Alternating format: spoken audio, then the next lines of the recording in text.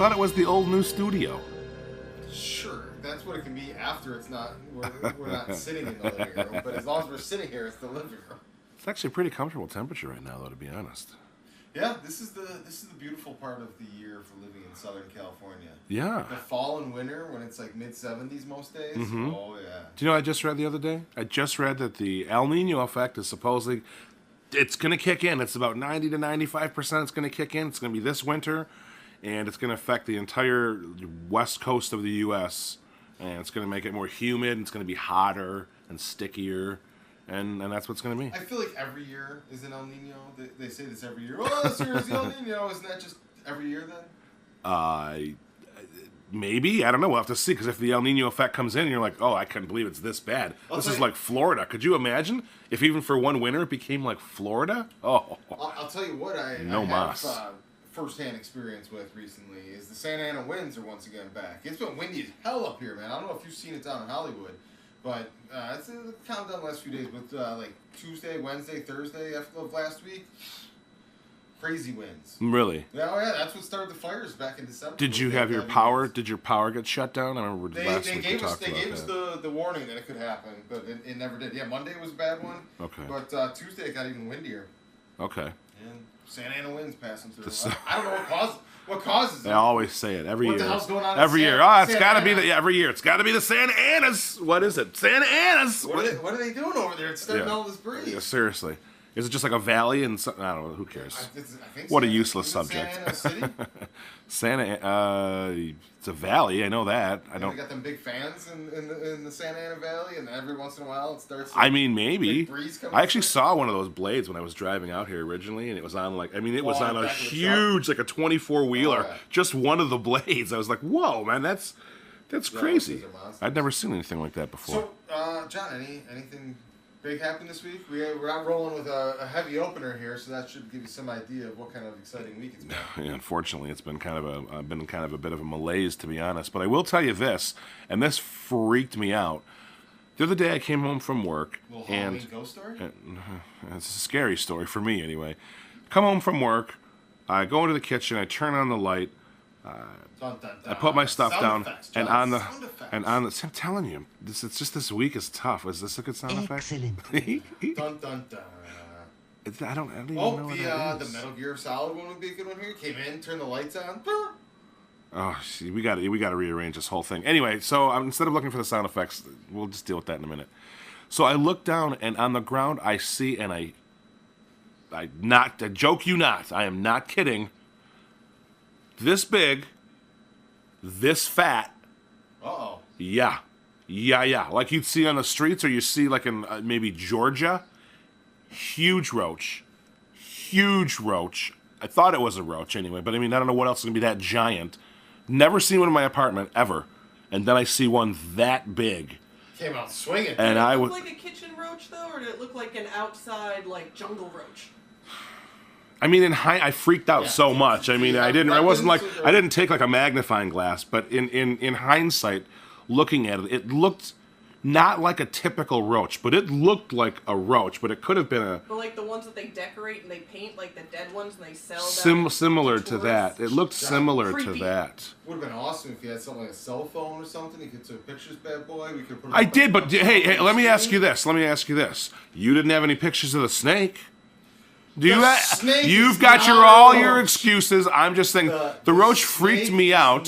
The roach freaked me out. Dude, are you kidding me? It was the largest bug I've ever seen in the house that I've ever lived in. Ever. How'd you take it out? I actually have and I don't know why. You still have it? A glass gallon jug that was of apple cider, apple juice. Because it's glass. So I'm like, well, you can store actually liquids in them and it stays good because it's glass. Yeah. Make iced tea. So I freaked out. Okay. So I freaked out when I saw it, and I wasn't gonna step on it because I mean, like I said, it was freaking. I mean, huge. So I just put the jug on top of it, and I set it down, and I just was because the bugs freak me out, and I got some paper towels, and I was like, oh my god, this isn't. And when I picked it up, I thought it'd be partially smashed. It was just on its back, just doing one of these, and I was like, oh, I'm so sorry, and I'm so sorry. I picked it up. Got it in there, and I was just like, oh, I put it down. I apologized. I was like, I'm sorry, buddy, and just smashed it, picked it up, went out of my apartment and threw it in the trash, not in my apartment. And I was like, no. And then I went and I bought some spray, and I sprayed. And if I see anything else remotely similar to that, the manager is getting a call just like that. You are in the heart of Hollywood. Well, have you ever had your apartment sprayed for bugs? Never, but I've never seen a bug in my apartment, so I've never really usually needed apartment buildings are supposed to, at least once a year, every apartment is supposed to get sprayed. I guess I didn't think about that. I gotta be honest, John. Huh. Your apartment's very clean, but like the neighborhood and that type of area, like right on Franklin there, I'm surprised you don't see them in like the courtyard and stuff. Like, well, the problem I'm told with that neighborhood is actually that it's rat infested. Oh. It's very heavily rat infested, and I'd seen a rat in our courtyard, as a matter of fact. Because what are you going to do? Taking down the cockroaches. Right, as I was thinking, right? So then, if something happens to the rat population, then the cockroach population pops up, and so on and so forth. But I'm pretty sure it's a warm state. There's residents, there's restaurants, there's just a ton of stuff around that would attract any kind of rodents and insects that would thrive on that. So I wouldn't be surprised if the whole area was just completely infested, to be honest. Yeah. Anything else exciting happened this week? I mean, not in particular. I told you it was a very kind of a blasé week. What about with you? Me and Andrea got into a little trouble this week. We went and supported the kids. We went, let's see, what is it? I think it was Saturday night, right? Saturday? Yeah. Saturday we went to the West Hollywood. We went to the World Concern charity event. It was a fundraiser to raise funds for helping out kids for this charity called World Concern. Okay. I hadn't heard of them before, but like it seems to be one of these topics we've talked about a lot and is all over the place. But they're fighting against child sex trafficking. General human trafficking and a lot of this stuff, and they're trying to... It's a good cause. Yeah, they're trying to fight it with education, going into the villages, helping raise the standard of living, getting it to a point where people aren't so desperate, where they're selling their kids into sex slavery and all this type of stuff. Yeah. So it was a cool night. It was one of the first times I've ever gone to like one of these kind of like actual like Hollywood charity type events.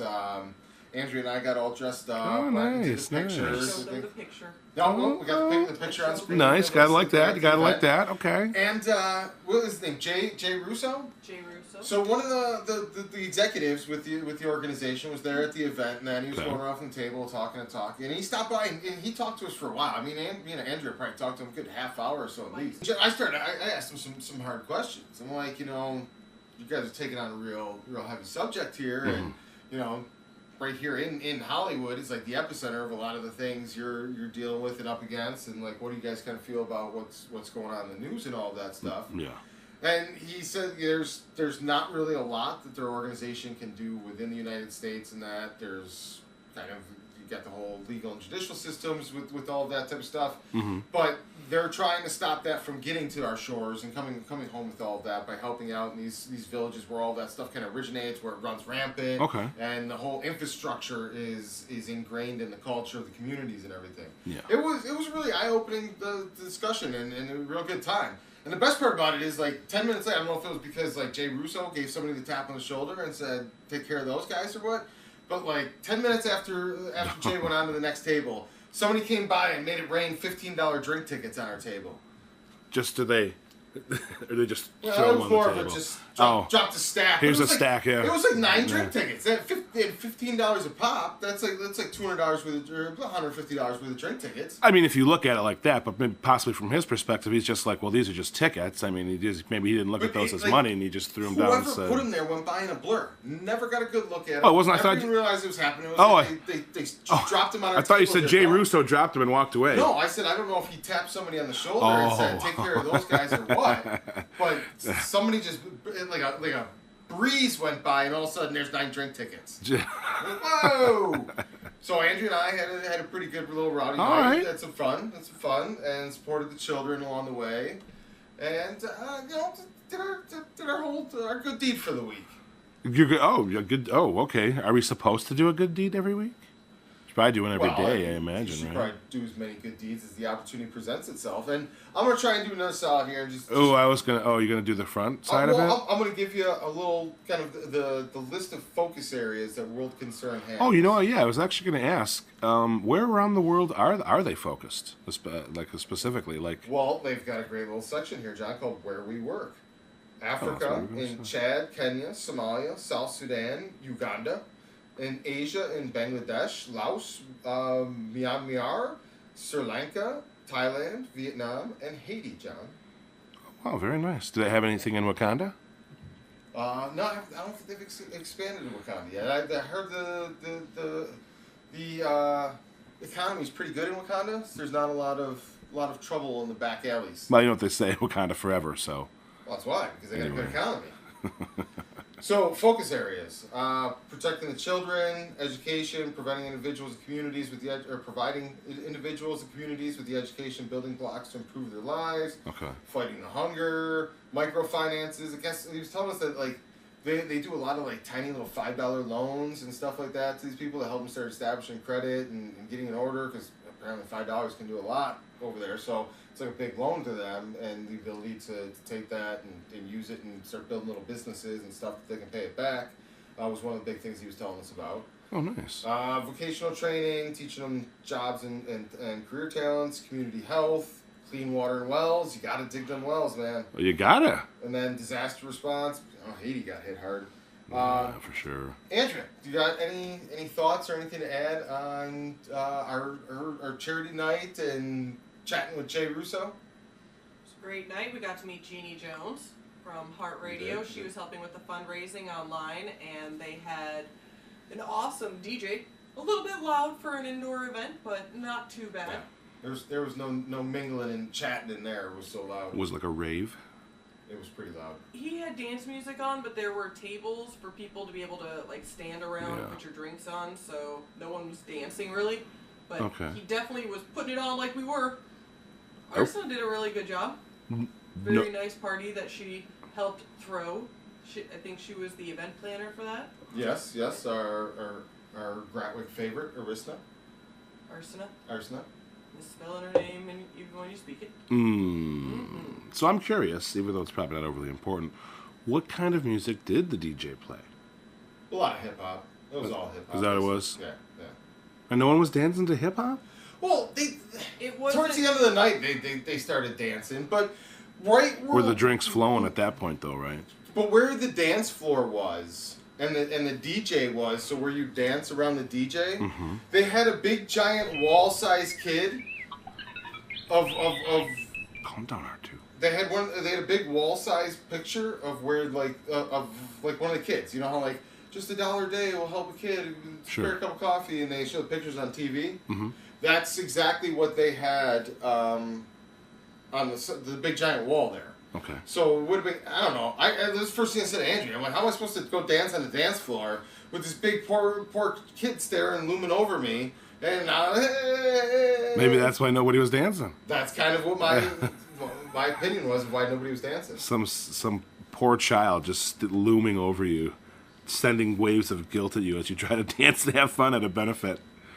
Yeah, what are you gonna do? It was a good time. It was one of the first ones. I mean, I had no idea what to expect. Okay. So they're like, oh, well, there's going to be cocktails and cuisine by Hannah Ooh.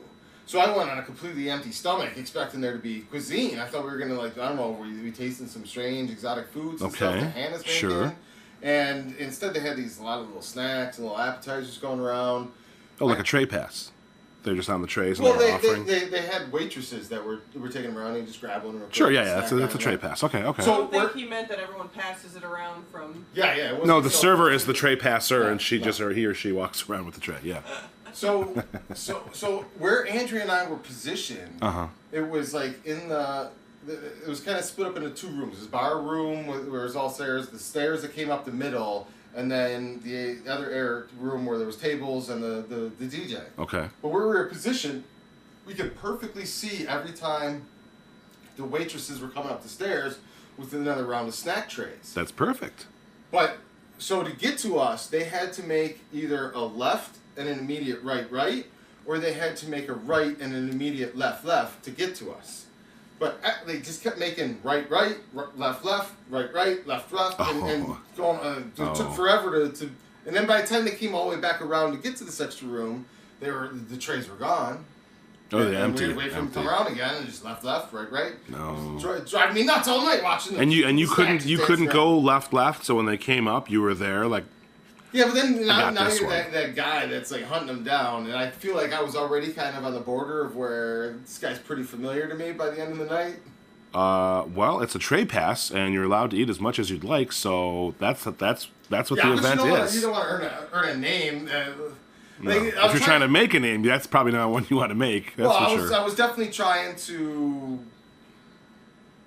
groom them, let's say, to know that this is a good place to stop by each trip.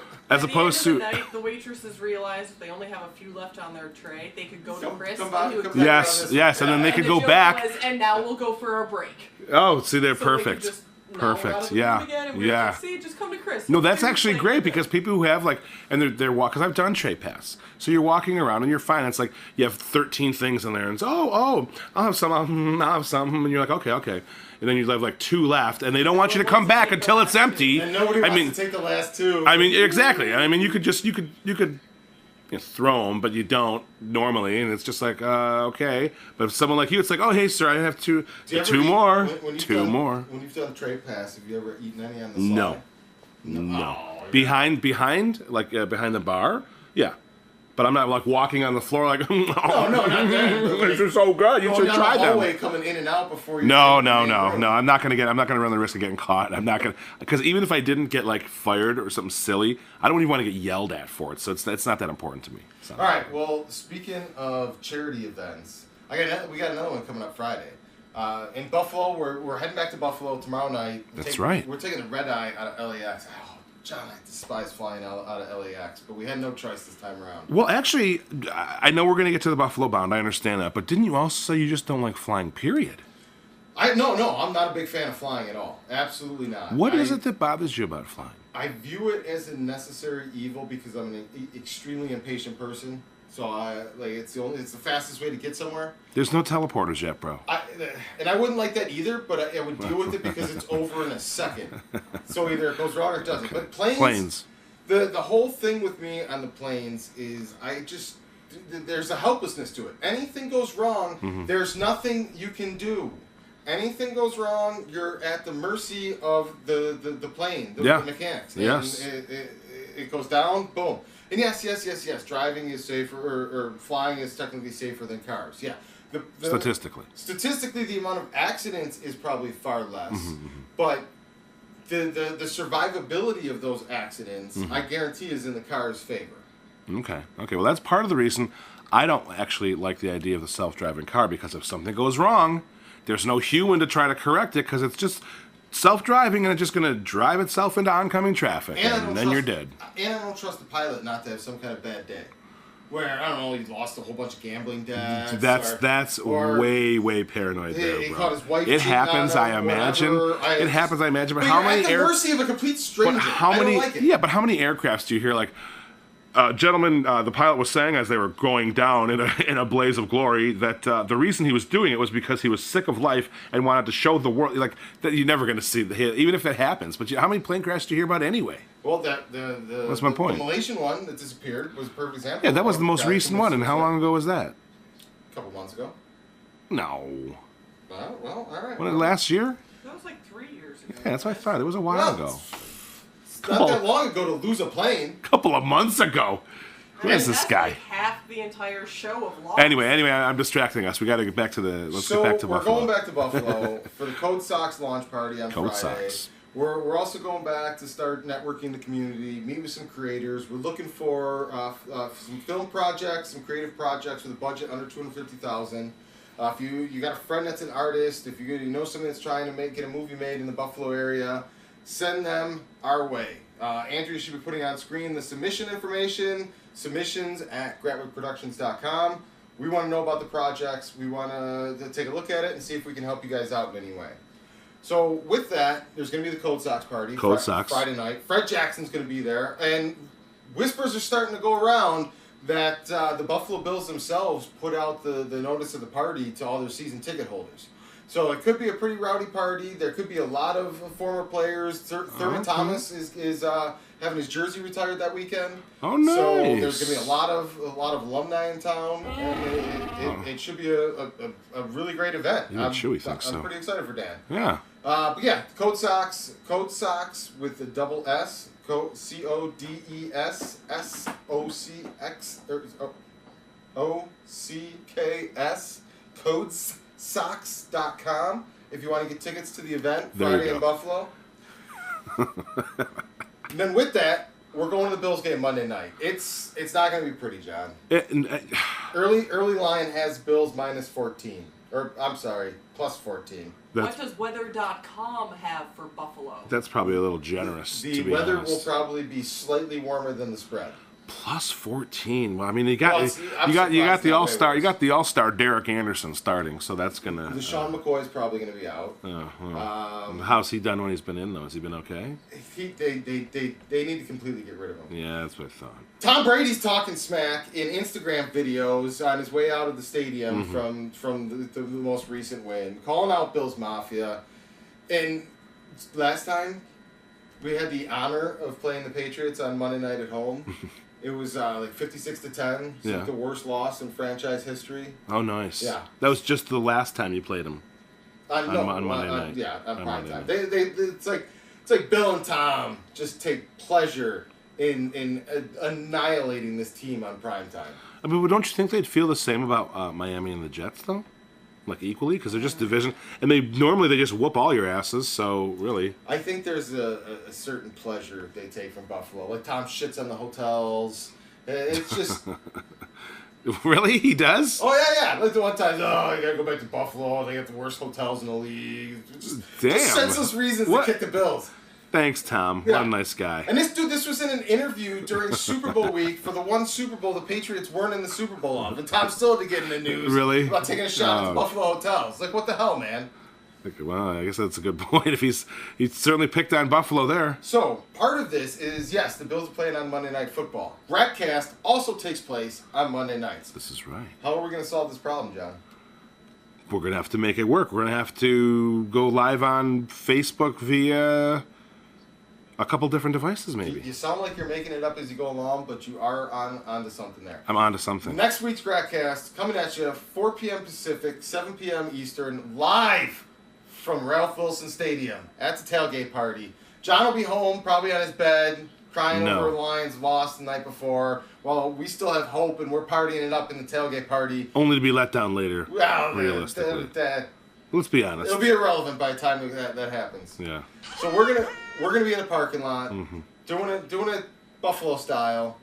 Probably see some wild, crazy shenanigans going on. No, I know I'm slowing this whole segment down, but what is Buffalo style? What does that even mean? Well, up until recently, it was table slamming, but there's a big crackdown on the table slamming. It sounds like a wrestling move. That's absolutely what it is. You slam somebody through a table? You slam everybody through your table, and if you can do it off the top of a Winnebago or somehow work in a chick's butt crack, all the better, John. Is there a lot of inbred people in? I'm so sorry. I'm so sorry. That was actually not very nice. It just doesn't seem like the smartest maneuver to slam people through tables. John, there's been a lot of dark years in a 17-year playoff drought where you have to figure out ways to entertain yourself. But damaging other people by slamming them, that's crazy. Well, if you do it correctly, they don't get damaged. Well, same with the wrestlers. That's the challenge. Yeah, exactly. I would not trust any of my friends to slam me through a table. It's a tribute. Well, thankfully you don't have to. Are you going to take part in that tribute? Well, like I said, they've got a big crackdown going on. Yeah, I wonder why. Jeez. So and we're gonna be tailgating next to my uncle, and he's got a lot of do's and don'ts and rules. We can't be embarrassing my uncle at the Bills tailgate by slamming parties. people through tables. Exactly. He's one of the Bills faithful that has had season tickets for years and years and years. He had a sweet ass helmet that he had forever and got lost last year at the Miami game where the Bills. He took a helmet to a game? No, that's what it was. It was this sweet hard hat that was all painted up with Bills that he had since the '90s, since the Super Bowl '90s. Really? Had a little Bruce Smith, one of the action figure guys, there glued to the front of the helmet, and it was kind of a little known Bills paraphernalia type item. And in the heyday of celebrating and all of that, when the Bills made the playoffs, like 15 minutes after they won in Miami last year, he was down there with my cousins and all of that, and the hat came off somewhere, got lost, and it's been forever missing in Bills lore and passed throughout the Bills Twitter and all of that. If anybody sees it throughout the country to help ship it back home. But no, the Bills helmet has not made it back home. What if like a Miami fan took it, found it, and destroyed it? They got like a scalp on their wall. Or just destroyed it. Yeah. People are like that. They're vicious. Oh, absolutely. If I came across a Miami helmet, I would destroy it. Would you really? What am I going to do with it? What if you came across a Miami t-shirt?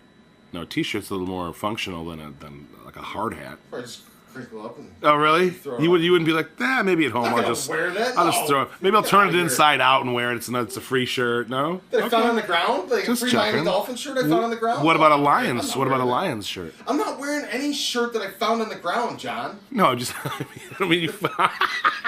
Who said found it on the ground? Because that's what we're talking about. You just kind of found something. And maybe like in the thrift store or something. I don't mean found it on the ground. I'm certainly not buying it. You're so funny. What if it was in a package deal?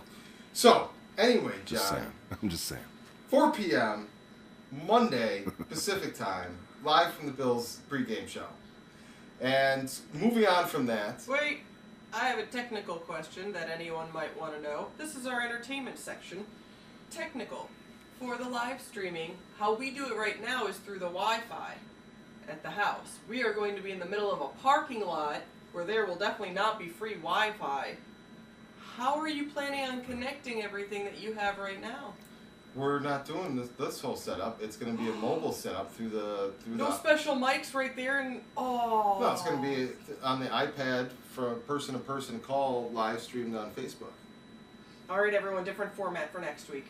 Well, yeah, that's the mobile version of the show. Hopefully the only mobile version of the show. Oh, there'll be more mobile versions. I mean, hopefully one of many more mobile shows. You went with us, remember, back in the day for our mobile show from Dallas Cowboys training camp? I do remember that. It's our first mobile episode. I would have never gone otherwise.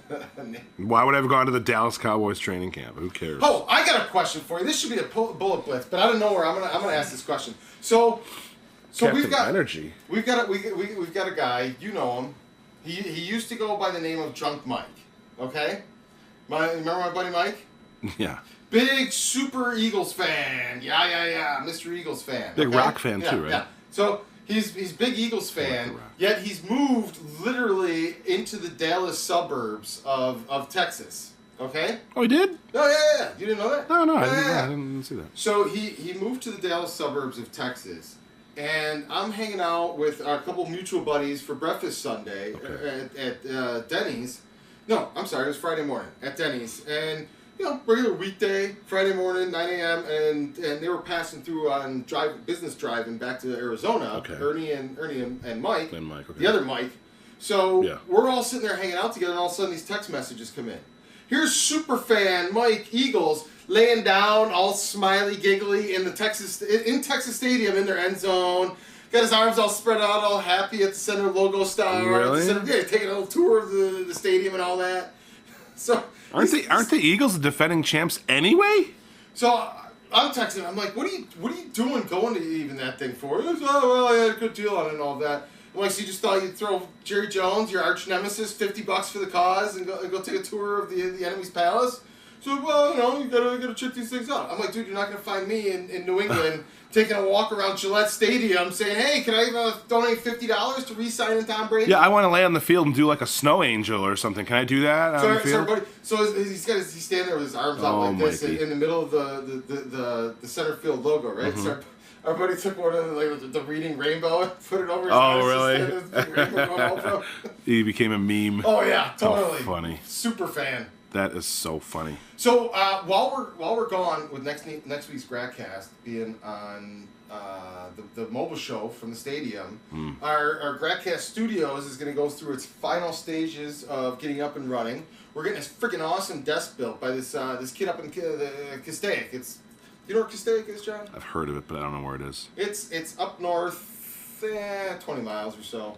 But he's apparently going to school for wood design, stuff like that. Likes to just build stuff. How old is he? He's going to school for wood design? It sounds like he's 22, 23. He Okay. sounds pretty smart. He's got a good head on his shoulders. He knew all the details and angles, all things he had taken into consideration for us here. Okay. But he's been assigned a task to build a 3-person desk that I found on YouTube. Ooh, a 3-person desk. Oh yeah, nice 3-person 1, desk. 2, 3. Okay. It's gonna have LED lights in the front of it, so it's gonna light up and be color coded with the Gratwick branding and all of this different things. Yeah. So November 5th we'll have our desk. Okay. We'll have our new studio. The green screen will be up and running. I've got a bullet blitz that relates to the green screen stage. He doesn't want to talk about it, but he keeps slipping in how he's got all this. Let's go. So, and once we come back with that November 5th episode, John, we're going to have 2, possibly 3 special announcements. 3 special, possibly 3, but at least 2. At least 2, probably 3. And these are good special announcements. I'm going to say, on the special announcements... They're all good. What are you talking about? On the special announcements level, all 3 of these special announcements would qualify as the biggest special announcements Gratwick Productions has made, and probably the biggest announcements to get made on Gratcast. Well, only time will tell, but I'm looking forward to it. I always like a good surprise. I don't really like surprises, but I look forward to this. These are going to be good ones, John. Yeah. These are going to be good ones. This is some good stuff.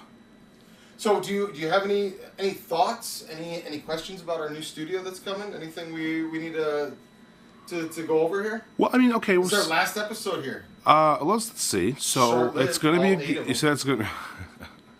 We had some adventures, especially with the bites. Anyway. Go with the outdoor episode. Yeah, that was jeez, tugs at my heart. So the green screen, how's that going to work? So it'll be hung at some point. I'm not saying like how it's going to be set up.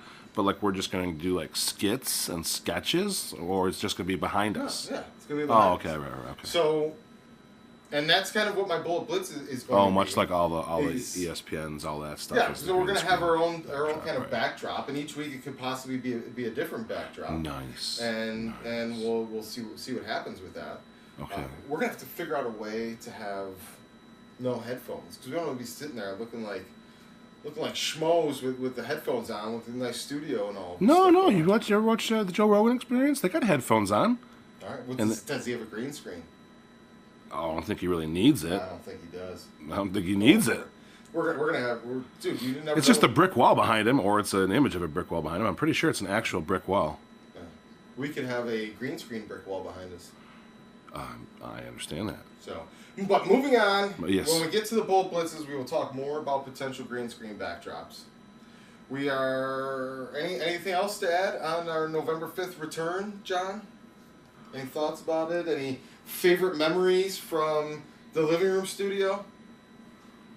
Do we need a highlight show? I wasn't here for the snake episode. I wasn't here for that, thankfully.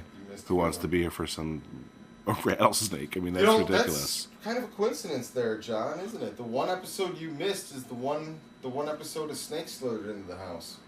I mean, that's true. But the other one, I went in shorts. We got all bit up. Remember that? That was crazy, all those bites. Crazy. Good times.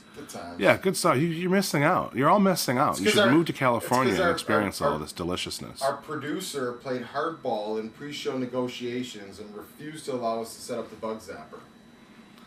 Well, so just allowed us to get fed to the mosquito wolves.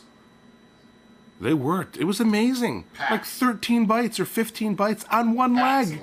Are you kidding me? It was ridiculous. I still have scabs. Do you? But yeah. Scratch them.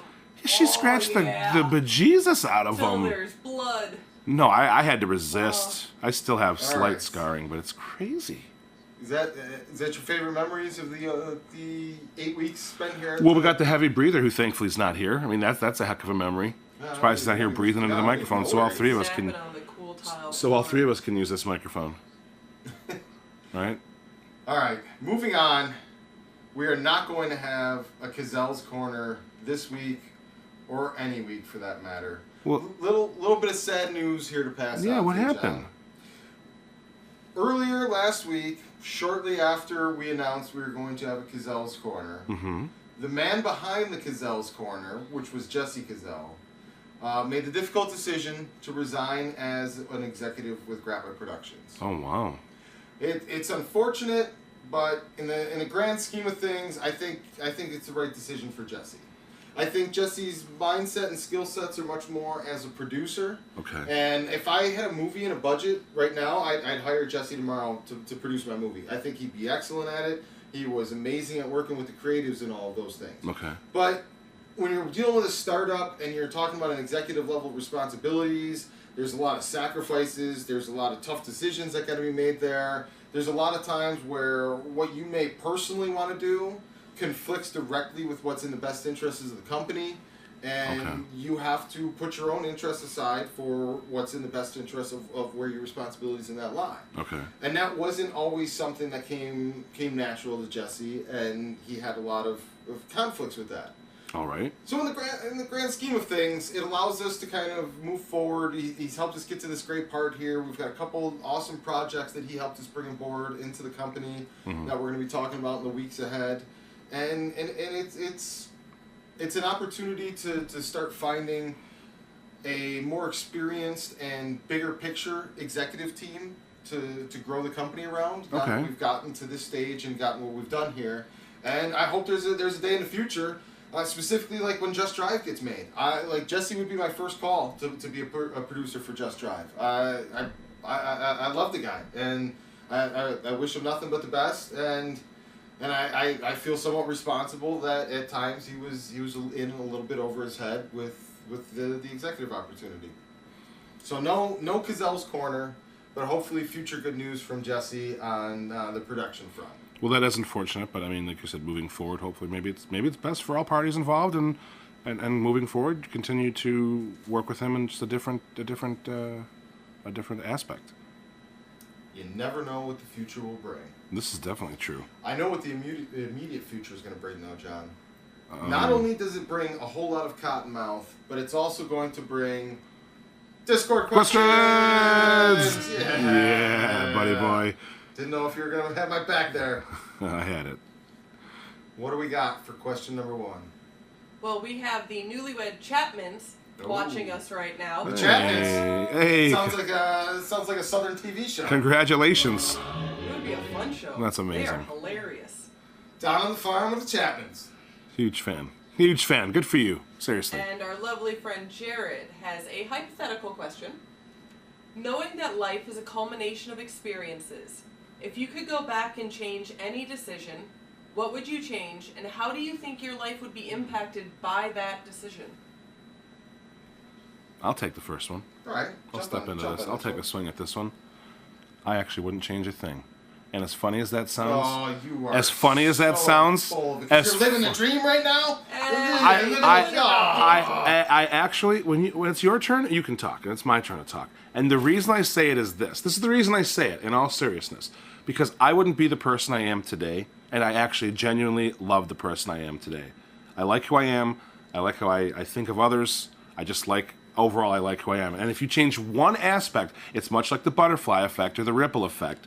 So much changes. So, of course, would I be like, oh, well, when I was younger, maybe I would have tried to learn to skate earlier and tried to be a professional hockey player and push that. Of course, I mean, you can choose any number of things, and it could change your life. Maybe do better in high school, so you go into college and whatever. I'm just saying. So I've thought about this before. Like, well, what would I change? And I'm like, the reality is that I like who... I might have never met you guys had I not done everything the exact same way I did it, and if I didn't know you guys, that would be a minus to me, and I don't like that. You know, I clearly value our friendship and everything else that goes along with it. So I genuinely, I know it sounds horrible, John, but I really wouldn't. For you. You don't have to pick anything for me. I would pick a better opportunity of going to a different hospital as opposed to the stupid county hospital and have them. I mean, fair enough. Mess everything up there.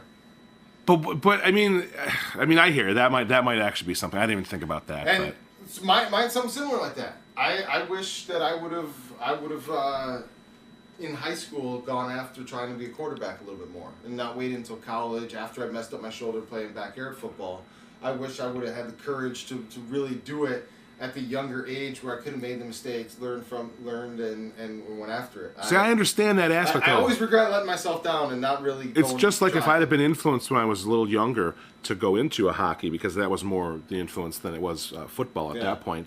And so I self-taught. I started at 15. Well, very few people start skating at 15 and get to the NHL. So. And that's what everyone wants, but I had a lot of fun with it. That's what's so hard about like that level of success is how young it has to start being trained, which means somebody else has to make that decision for you. 98% or 99% of the athletes, yeah. And you're not even conscious enough that decision is being made by the time it's already been decided whether or not you have a chance to be great. Yeah. It's similar to the Olympics as well, because only so many people make the Olympics, and only so many people can try out for the Olympics. But I mean, I hear you. Would I have loved to have tried to be a hockey player? Yeah, but would I ultimately want to change anything? No, because I don't even think I'd be here doing this podcast if I changed something. So ripple effect like that. I'm actually happy where I'm at, even though I'm still struggling day to day like most of us. I'm going to be even happier where I'm at on November 5th when we've got this nice new desk. We've got some chairs to lean back on. Oh, I can't wait for that. Nice good. New desk. Right about here. All right. Is there a part 2 to that? Nope. Samantha has a question.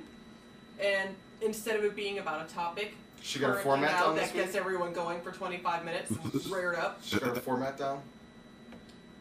If you could write for any already established film or TV universe, like Star Wars, Marvel, DC, Harry Potter, Lord of the Rings, and all those fun ones, which would you pick? Which character and or era of that universe would you choose to write from, and why? Oh, we just talked about this the other day. Who did I tell you about that would be a good side story to... Oh! You're going to love this. I hope so. Tell us. Guinan from Star Trek. Oh, Whoopi. Yeah. But Whoopi. That character in the 500 years between when she first meets Picard in the time travel bunker there back in the past, and when she meets him on the Starship Enterprise... A TV series or something about the life story of Guinan. Because remember, she knew the Borg before they all knew about the Borg, and she's got to have some stories. She knew all about she knew all about Q before Q came along.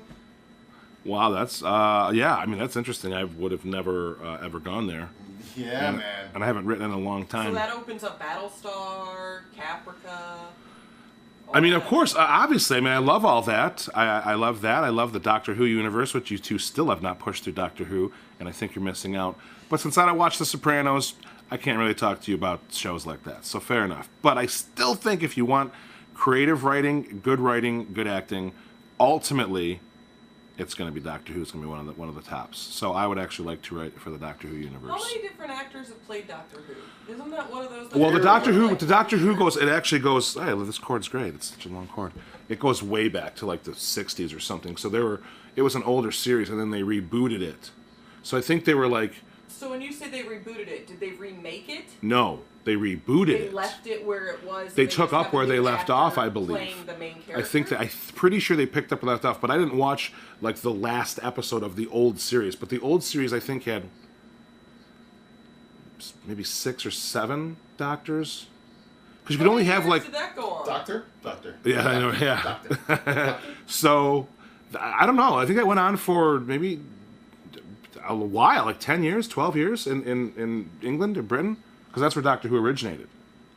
And then they rebooted it on Netflix, and then there were 1, 2, 3, 4, I think 5 doctors, and I think the most recent one, which a lot of people are having a problem with, is the new Doctor is a female. Oh no! It's a woman. I can't handle a woman. It's the Doctor's always been a man. Well, what do you freaking care when he evolves or I forget what it's called. Unfortunately, I haven't watched it in a while. He sometimes morphs into a new body. So the first few, he was like a younger man, and then Peter Capaldi takes over, and they're like, oh, I don't know if we're gonna like him. He's this old wrinkly man. What do you care? You're some dude. Like, are you attracted to them? And if so, that's fine. But what do you worry about the storyline and what's important to the show, right? Like the writing and the acting. His consciousness goes into a new body. It's like his body changes and morphs, and he has to readapt. And he's only be able So he doesn't die. he was only able to like respawn or do this like 12 times, but somehow through the writing because it was such a popular show, they found a way to get around their limit of how many doctors there can actually, how many times he can regenerate. Okay. So, but I'm telling you, it's very interesting. I haven't watched the last few seasons. Sounds interesting. I just can't get Chris to. Because the problem is this. I can tell you why. The first season is, or at least the first 5 episodes are very cheesy, like very cheesy. You know what else you highly recommended that like just never stuck? Because you didn't push through it. But what's that? I already know whatever it was you didn't push through to get to the good stuff. But what is it? I at least gave it a shot, Mr. Sopranos. What? Buffy. Chris? Yeah, well, you watched the first season and you couldn't handle it. Actually, Chris, we watched the entire thing. You watched the entire thing. You sat there on the couch. And did work. I checked out after season 1 and it all was a blur. Because after season 1, that's when it picks up. Season 1 is the cheesy beginning and the intro to the characters. That's how Joss Whedon writes. One episode of Sopranos and tell me you're not hooked. That we didn't watch very much of was Angel, because when Buffy was Who wants to watch Angel? Who cares? You were all no. Who cared about Angel? That was ridiculous. Do we have any more Discord questions? Nope, that is it. We are done On with to Bullet Blitzes. Discord questions for the night. Here, we're done with the Discord questions for the night. And now I got to push all these buttons and change all these windows, and people are saying a lot of words. Now, before we get to these, I don't even know where we're looking on time. We've got all the time in the world. But I'm gonna pull us aside slightly. And one of the things I had done this. Side note. One of the things I had done this week was I have played a bit of the new Call of Duty. And it's interesting. It's Call of Duty 4. And the weird thing about it, though, is they don't actually have a story mode. They don't have like a one-player mode. No, it's the first Call of Duty that they don't. So they have the multiplayer, which you can do all the maps and the team deathmatch and the controls and all that stuff, and then they have the battle royale mode, and then they have the zombie mode. And the zombie mode, we played something like it. The more zombies you kill, you get money, and you can unlock better weapons, and so on and so forth. But the battle royale mode is generally what I play, which is very interesting because it's the Call of Duty weapons in the Call of Duty universe, but it's a battle royale mode, so it's not that fast action, boom, dead, up, respawn, up, boom, dead, up, respawn, and rinse and repeat. So is it the same theory with the storm closing in, just like Fortnite? Yes, because it's just like Fortnite, just like PlayerUnknown's Battlegrounds, all the battle royales, all of them, because that forces the action, so you can't just camp in the corner of a map laughingly while someone runs around looking for you. That's ridiculous.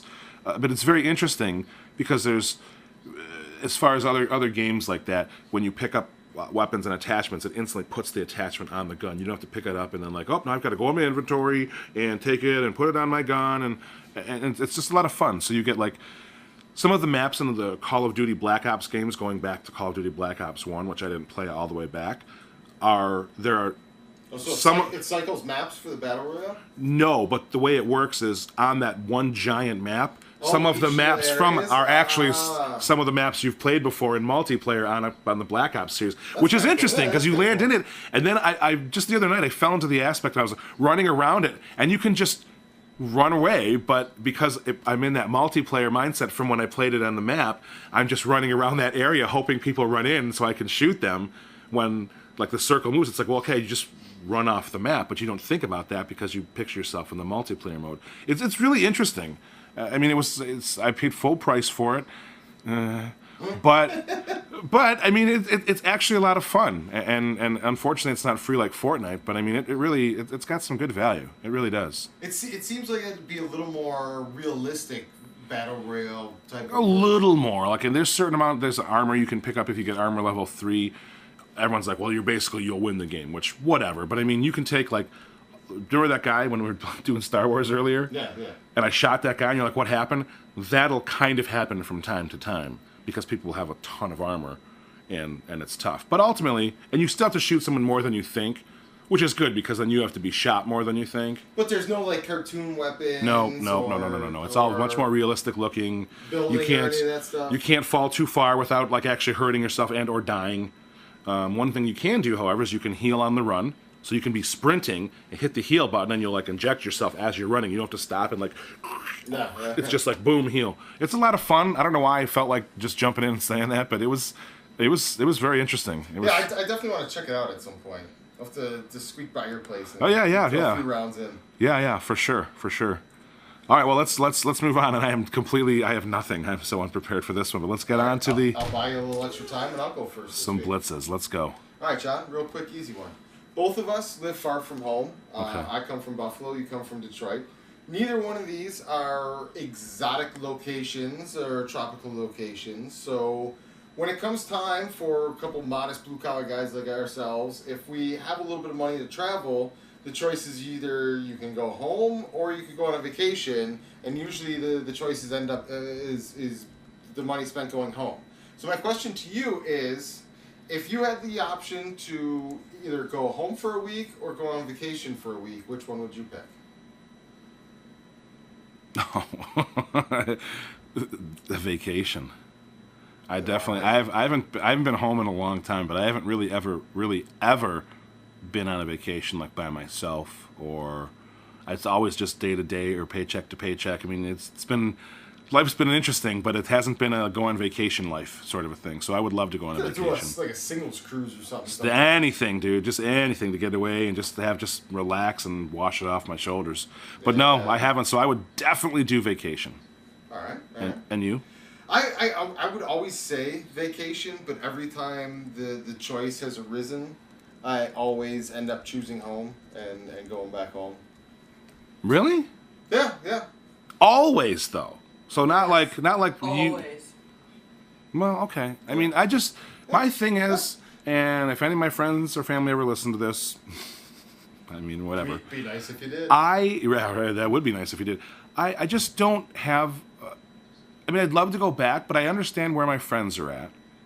And they're definitely with their families, and they're kind of locked in. And I've talked to certain friends. I haven't talked to all my friends, but I kind of see how it works. And everyone's kind of in their own little niche again, and they're with their families, and they're working. And I feel to go back, it would just be like, everyone would be like, oh, John's back. Like, we haven't seen him. And it's been like a long, long time. So maybe like for one night, everyone would come together, and it'd be great. But I mean, like to go back for like a week or 2 weeks, it's like everyone's just going to, hey, John. And then maybe some, and someone might be like, hey, let's go get a bite before you leave. But it's not going to be this. So it'd have to be vacation for me. It just has to. All right. Fair enough. Yeah. I still have nothing. However, since we were talking earlier about the lottery, which I know you probably weren't a huge fan of it, of which would you like to win? Is this your Discord? This is whatever. I don't even know. I'm just and it's not Discord anything. It's to be a Bullet Blitz if it was anything. That's what I was gonna say. If it's your Bullet Blitz, play the sound effect. I guess I don't. This is on the spot. It's so horrible. That's the week I've been through. So. Obviously, everyone knows where the lottery's at. At this point, maybe someone's already won it. When everyone... $2 billion. Dun, dun, dun. Look at these sound effects. They're incredible, folks. I wish we had a sound effect guy. I wish I did. Now it's going to be far too late, but I need to push it anyway. You even had it! Yeah. Oh. They're all over the place on here, dude. Anyway, why do I have to push... Why do I have to be the soundboard? Anyway. Maybe it shouldn't be. Maybe I shouldn't be. That would be even better. Let's hire... let's get a little yes man. Get him in here. Push these buttons, little yes man. We're looking for a yes man. It can't be a yes girl because that causes problems. So, obviously, we know there's the lotteries. I'm not going to ask which one you want to win more because, obviously, people would want to win either both or the biggest one more. They don't want to be like, I want to win the least amount of money I could possibly win, even though it's disgustingly a lot of money. So the question for me to you, obviously, is... would you take the lump sum, or would you take the annual payments? And I think it's at this point, I think they go 30 to 35 years. I don't know how long it goes. Oh, I'm taking the lump sum all day long. I'm not trusting you to dole that out and not screw up, go bankrupt, lose the money, or someday say no. Give me as much as I can get right now. We'll call it even. Yeah, that's what I tell people. I'm like, listen. You got to go lump sum for this fact alone. If you want to invest the money, then so be it. But now you have the money, and you can invest it how you see fit, or throw it away, or burn it, or whatever you want to do. You don't have to wait. Like say you go through your first $2 million or whatever it would, $20 million. I wouldn't even know in the first year, in the first 6 months, because people get stupid and they do stupid things, right? So then you're like, well, now I got to wait 4 months for the government to issue me the next check, or whoever's going to do it. And then what if they don't, and it gets tied up? Taking out those predatory loans because they know that's coming. Yeah. So they'll loan you anything you want. Yeah. So I figure I think you'll be chasing forever. I think this is the breakdown. I believe it goes something like this: if you go lump sum, they cut the lottery commission cuts it in half because that's the projected over the 30 to 35 years, whatever. So the 1.6 now becomes 800 million. Okay, and then the government taxes you. And they probably tax you roughly around 50% as well, because they're the government and whatever. So that still puts you at 400 million.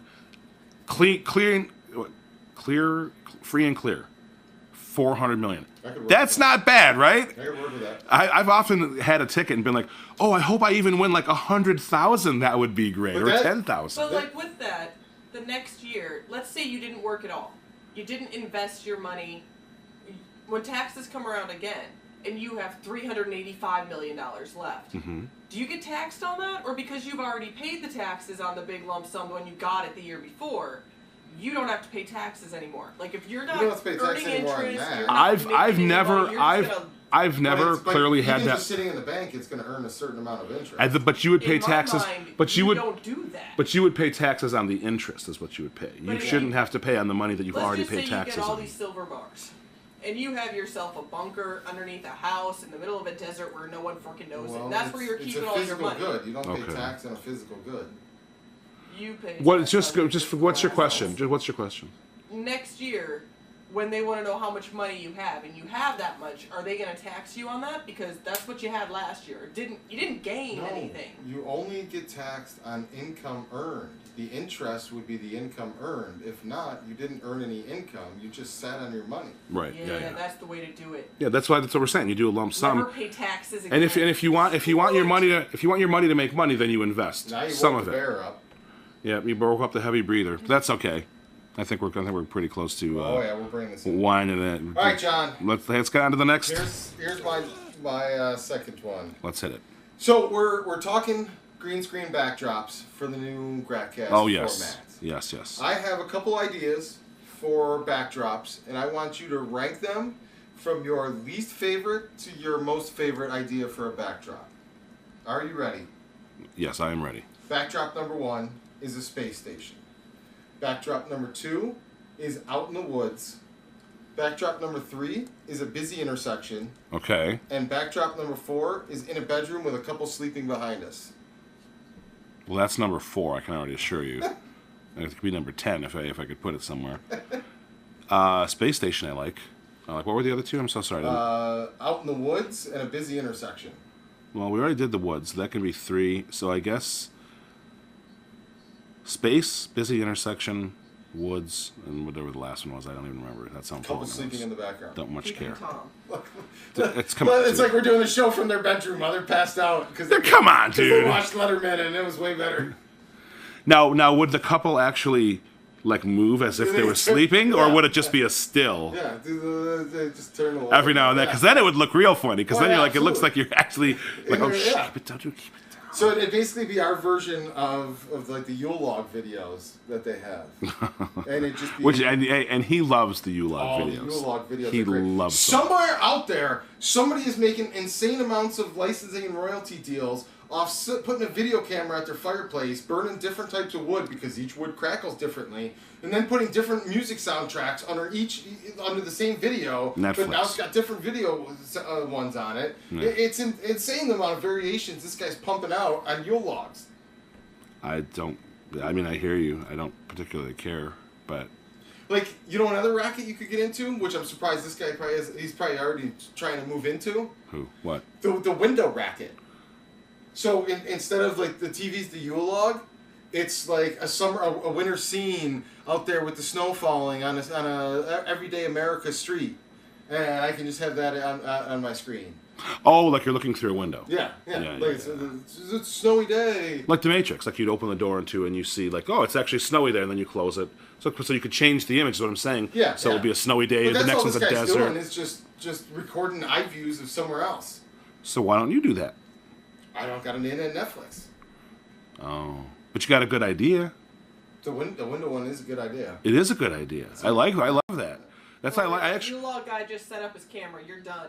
He's already got this covered. Or like another sweet one is like out the window of like somebody's house on the edge of the bazaar that overlooks the pyramids.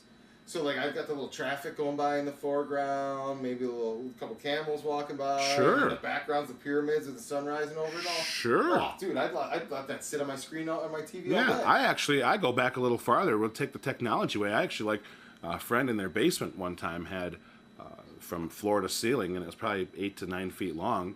It was just a painting of a forest, but it was a life-size forest. So it looked like you could just walk down this path into the forest. Did you ever see those? It was amazing. I think it was like late 90s, because I used to find them at the flea markets all the time. They were like real thick, heavy pictures that were like little motion pictures. So like, oh, it'd be a picture of a little babbling brook in the woods, and the water would look like it was moving. So the picture was like this thick because it had all the motors and engines. Oh, no, I don't think I've ever seen that. I don't even think I've seen that. But I did see, just a number of years ago, not too long, it was the moving picture. How funny that it's the moving picture. But it would be like, so I guess the idea is that you would take a video, and I think it was an app that you would use, and you would take a video, and then what you would do is you would basically take an image of, say you took an image of it was a river, and then 2 sides of the river, and you recorded it for 15 seconds or whatever. Then you would take a still of everything except the river, and then the river would keep flowing, but this picture itself would be still. And then it would loop 15 seconds, and water's so easy to loop, it would just look nonstop. And I thought that was totally cool, but never really took off. I seen one that was like a cornfield, and like the motion was the corn. Sure. Another one where it was just a girl's hair blowing. And I saw that one. I saw that one for sure. Cool ones with that. Yeah. All right, John. What's your final bullet blitz? Let's wrap up the final living room episode of Gratcast. You cannot do that to me. I told you. Turn our attention towards November. I was 5th. completely. Pretty sure we've had a dead mic for this entire episode. I'm pretty sure we have too. I'm so loud in my ears, and you are so not. So I really don't have, and this is a horrible way to end this episode. I really don't have any. Why don't you give me another bullet blitz? We'll go 3-1, 3-1. I've got nothing else. Let's see what I'm saying. On my mind. I'm ready to I'm so sorry, folks. We're ready to get to the new. We're getting ready to get to Buffalo, and then we're ready to get back to the new studio. So we will see you next week from Ralph Wilson Stadium. Yeah, remember code SOCKS, guys. That should be a lot of fun. Live with the Ralph. All right. Hit it, John. Fuck this shit, I'm out. Fuck this shit, I'm out. No thanks, don't mind me. I'ma just grab myself and leave. Excuse me, please. Fuck this shit, I'm out. No. Fuck this shit, I'm out. All right then. One place we're completely out. That's a tough one. We'll test the audio. No, I'm telling you, I can hear myself amazingly in my Yeah, I don't know. I can't hear you.